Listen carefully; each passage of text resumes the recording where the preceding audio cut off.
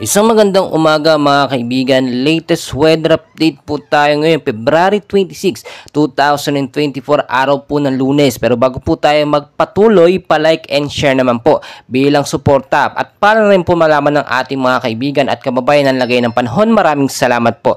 Well mga kaibigan, ngayong umaga po ng Lunes, no, ang ating latest weather forecast at hypnosis galing sa DOICT Pag-asa, Northeast Monsoon po mga kaibigan pa rin ang nakakaapekto sa ilang bahagi po yan ng Northern at Central Luzon. So may bandang Metro Manila yan mga kaibigan. Sa may Luzon, mag-ingat po kayo dyan.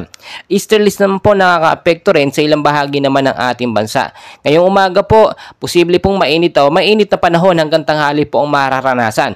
Pero pagdating po sa hapon, medyo magko-cool down po ang panahon dahil nga po sa banta ng easterlies at hanging amihan. So narito po ang latest weather forecast natin, yung mga lugar po na posibleng makaranas ng pag-uulan. Sa area po ng Eastern Samar at Northern Samar po mga kaibigan, maulap na panahon po sa hapon ang posibleng maranasan with isolated light rains or heavy rainfall. Dala po yan ng easterlies. Mag-ingat po kayo sa posibleng impact, no, yung pagbabaha sa mababang lugar at doon naman po sa mga landslide prone area.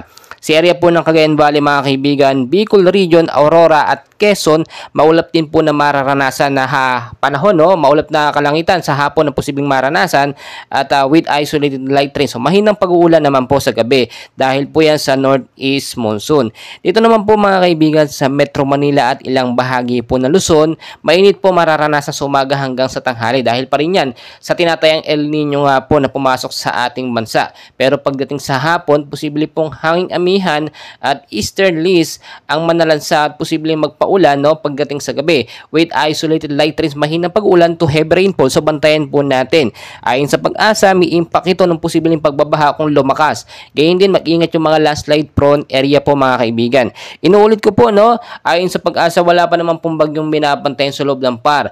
Pero may mga cloud cluster or kumpul po ng kaulupan outside the PAR, no, na posible pong maging active LPA or maging isang bagyo. Ngayon po kasi, no, patapos na ang buwan ng Pebrero at salamat sa Diyos dahil wala pong bagyong pumasok. Pagdating naman po ng Marso, inaasahan na magko-cool down, patapos na rin ang El Nino at posibleng doon na pumasok yung mga bagyo nga, no, yung mga LPA. So maging handa pa rin po tayo anumang oras. Tulad po na aking sinasabi, always know the weather mga kaibigan. Before you go, magdala ng payong jacket, kapote, panlaban po yan sa biglaang malakas na pag-ulan, hindi lamang sa init ng panahon.